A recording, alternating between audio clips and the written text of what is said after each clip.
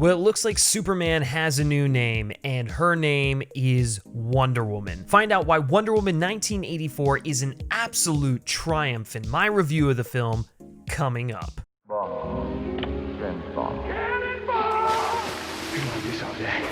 Did you rub my lamp? 1,000 generations living in now. Here we go. Hey, how's it going, everyone? And welcome to FilmSpeak, where the conversation continues after the credits. If this is our first time meeting, hey, my name is Griffin. I'm an LA-based entertainment journalist and film critic, and if you want to be a part of that conversation, you are definitely in the right place. Consider subscribing to the channel for more insight, analysis, and interviews behind your favorite movies. Wonder Woman 1984 sees Patty Jenkins return in the director's chair, and it stars Gal Gadot, Chris Pine, Kristen Wiig, and Pedro Pascal. Diana Prince lives quietly among mortals in the vibrant, sleek 1980s, an era of excess driven by the pursuit of having it all. Though she's come into her full powers, she maintains a low profile by curating ancient artifacts and only performing heroic acts incognito. But soon, Diana will have to muster all of her strength, wisdom, and courage as she finds herself squaring off against Maxwell Lord and the Cheetah, a villainess who possesses superhuman strength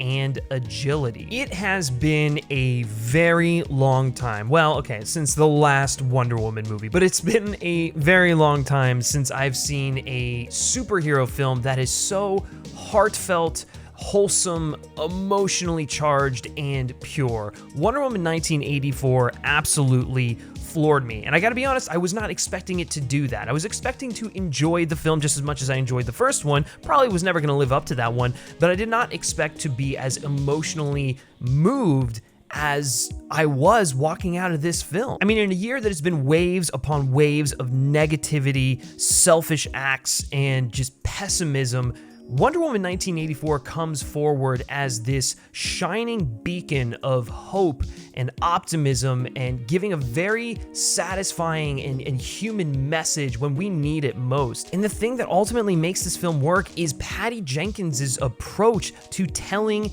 a superhero story, to telling a Wonder Woman story. She understands that it's not about Wonder Woman and how much ass she can kick or how badass she can look while doing these incredible fight sequences and riding on lightning. No, that's really cool and it's enjoyable and exhilarating to experience, but that stuff only works when you care about the characters, when you care about Diana Prince. And that's why this film is Diana Prince's story, and that's what makes it so compelling. She places Diana in these situations where she has to reflect on what's going on in her life and what's important to her and the sacrifices that she has to make in order to become this symbol of hope. A big part of this movie deals with wish fulfillment and acting out of self-interest and how easy it is for so many of us to buy into fake promises or the ideas or slogans that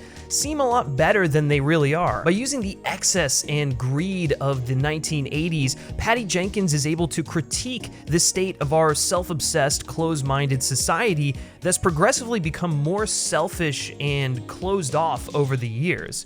It's become quite a struggle to get people to fight and give up things for the betterment of the collective. And by critiquing all of this and subtly tying it into what's going on in our world today, she earnestly tears down the thought process behind wish fulfillment and instant gratification and throwing your allegiances, beliefs, principles, and morals out the window for a slogan, basically. And this all ties back to Diana because she's able to illustrate the difficulty of giving up a piece of ourselves, of making sacrifices in order to ensure the longevity, prosperity, and betterment of tomorrow. It's not easy, and it takes so much out of us in order to do something like that.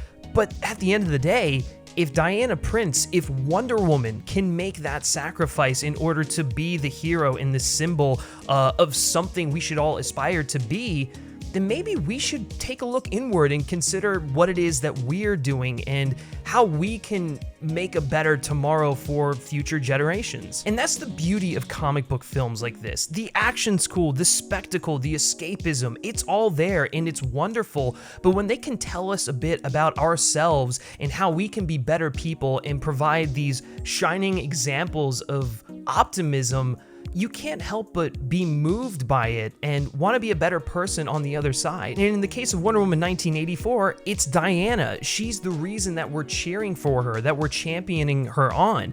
It's the humanity of the character that endears us to her. And without that, it's just a bunch of flashy, cool visuals and empty fan service. And Patty Jenkins understands this across both Wonder Woman films, but especially in this one where she boldly takes a step back and she's like, okay, we might not give you the most action that you've ever seen in a comic book film, but we're gonna give you some poignant, relatable character moments that make Diana one of the best comic book characters to have ever graced the big screen. And that's why in a lot of ways, arguably more so than the first Wonder Woman film, this feels like the Richard Donner Superman films or the Sam Raimi Spider-Man movies. Films that will please comic book films and people who have followed this character for decades, but can also cross over in the mainstream because it's not about how many references we can throw in there or, you know, how many callbacks to moments from graphic novels or other films we can integrate into the story.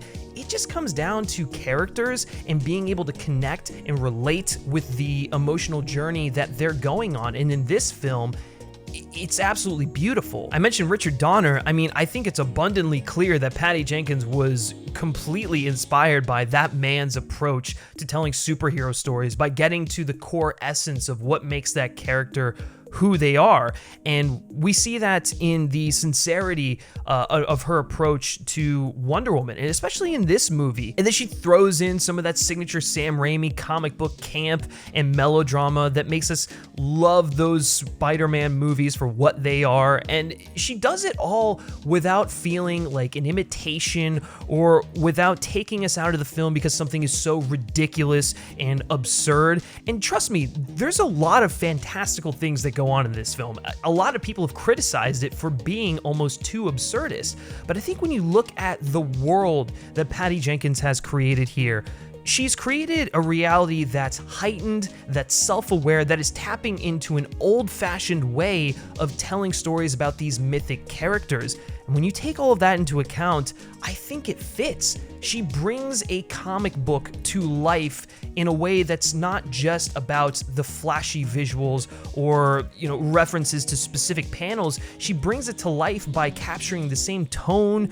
wonderment, color, and character motifs that makes those stories so special. And sure, yeah, it's got its fair share of plot conveniences, and at times it can be a little hard to believe that people are just so willing to give themselves over to Maxwell Lord in the name of wish fulfillment and not asking questions as to like, oh, why is he here? Why is he doing what he's doing? But at the same time, I mean, like, we're watching a superhero film. There is some suspension of disbelief that has to occur.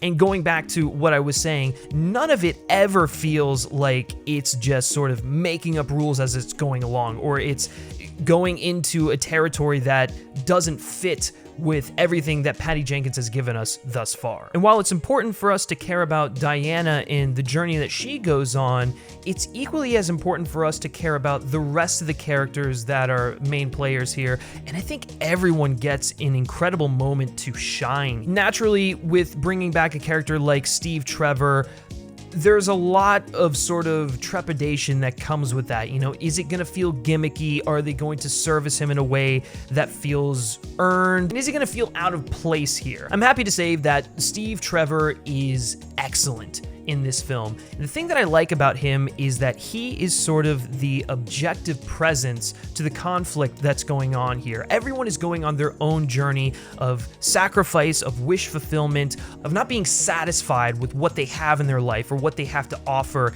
in their life. And Steve Trevor is just this innocent presence who's placed into a new world that he's unfamiliar with, and he's gotten the love of his life back, and he's sort of just taking life as it comes at him.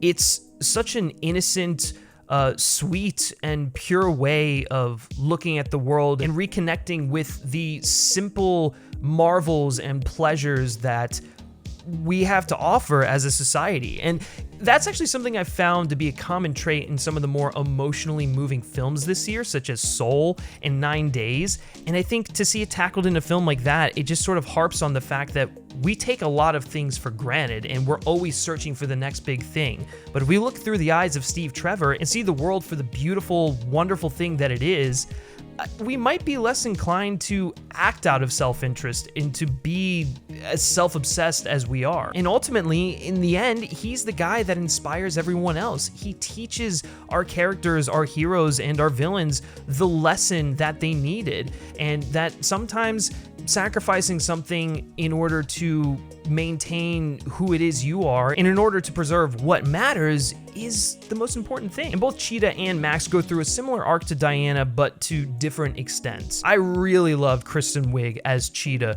in this film. And what's great is that Kristen Wiig has this ability to sort of play both sides of the character. She can be menacing, bitchy, and evil, but also there's this bubbly side to her, this innocence that really makes us care for her at the beginning. And so when she starts to transition into Cheetah, we understand that, like, yeah, okay, she's wished for these incredible things, but she also gave up the essence of who she is and what made her that special person. And so seeing her arc throughout this movie is tragic because I think it's something that a lot of people go through and they don't necessarily realize. The only thing I will say is that I don't think they necessarily needed her to transform into Cheetah. That bit, while the effects looked good and I liked the blend of practical with CGI, just felt like it was tacked on ever so slightly to give Diana another conflict, less of a philosophical conflict and more of a physical conflict before heading into confront Maxwell Lord. And speaking of Maxwell Lord, Pedro Pascal is absolutely incredible. He's so fantastic. He's kind of like Gene Hackman's Lex Luthor, but he's got his own weird 80s snakes oil salesman spin on it. I mean, he chews the scenery. He's absolutely delicious in the role. And I think a lesser actor probably would have played more into the cartoony nature of him and less into the personality of the character, of the heart of him. Pedro Pascal really taps into the humanity of Maxwell Lord in a way that I was not expecting, because this guy on paper could be very two-dimensional, but there's something underneath the surface that we don't discover until later on in the film that really puts things into perspective. And in a way, it's what kind of wraps his arc up in a very satisfying way. He is so akin to many of the world leaders that we know today and really embodies the sort of selfish nationalist mentality that leads to bloodshed and civil unrest and greed in our world. I mean, obviously you can draw parallels to Trump, but I don't think it's necessarily a one-to-one. It sort of is just making the case that these people who come, with these messages of grandeur will ultimately be a detriment to our society and are also ultimately profiteering for their own personal gain. They're promising you all these things, but they're not going to necessarily deliver on all of them. And I think that is what makes his character so interesting. He is not necessarily someone that is only from the comic books. He's also a guy that could be ripped from the headlines. Max is ultimately just a symbol that allows people to act out the worst parts of themselves. And it's a nice contrast to Diana, who has a completely different, selfless, low profile, someone who is willing to do the right thing but doesn't want the notoriety for it.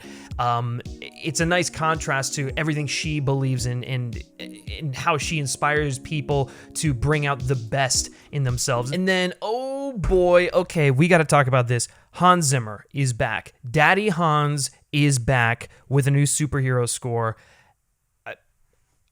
I can't I truly believe this is one of his best scores that he's ever done. In the way that he expands upon and embellishes the Wonder Woman theme that he already established, that is already iconic, is chill inducing. The musicality of this film and how the visuals and the sound and the music's just like work together is operating on such a visceral level that just hit me in the feels at every single corner. And a lot of that has to do with Patty Jenkins, but Hans Zimmer's score is also a big part of it. I don't think we can overlook how impactful that score is. And especially when we get to a certain moment in the climax that I'm not going to spoil for all of you, but for those of you who have seen the film, you'll know when a certain theme starts playing, my jaw was on the floor. I mean, I was crying already just because of the emotional weight and power of the moment, but then that theme kicks in and I was like, holy really? Before I give you my final verdict on Wonder Woman 1984, guys, why don't you take a second here and like this video, share with your friends if you feel so inclined, and subscribe to the FilmSpeak channel for more insight, analysis, and interviews behind your favorite movies. All right, Wonder Woman 1984. I mean, what more can I say? It was a breath of fresh air, and this wave of positivity and just like good vibes and energy. It was everything that I've always wanted in a Superman film, but they've delivered in a Wonder Woman film. And that's not to say I don't like the Zack Snyder interpretation of Superman. I love it. Man of Steel is a masterpiece.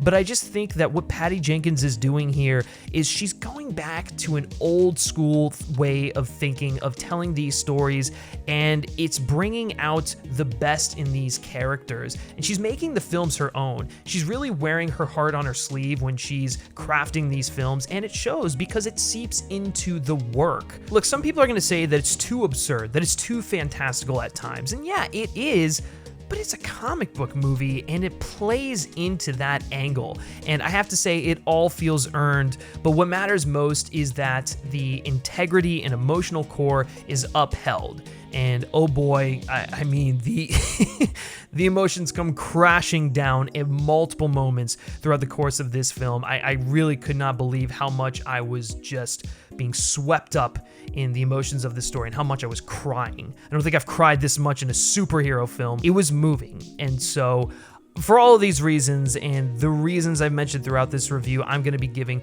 Wonder Woman 1984 a 9.5 out of 10. But now I want to hear from you all, and I want to know what your favorite DCEU film is down in the comments section below. And if you've seen Wonder Woman 1984, be sure to leave me your thoughts and opinions down there as well. As always, guys, you can like FilmSpeak on Facebook, follow us on Twitter, just search FilmSpeak. And lastly, if you like me specifically and you like what I have to say, you can give me a follow on Twitter at Griff Schiller. All right, that's going to do it for this review, guys. Hope you all check out Wonder Woman 1984 and love it as much as I did. But I will catch you next time.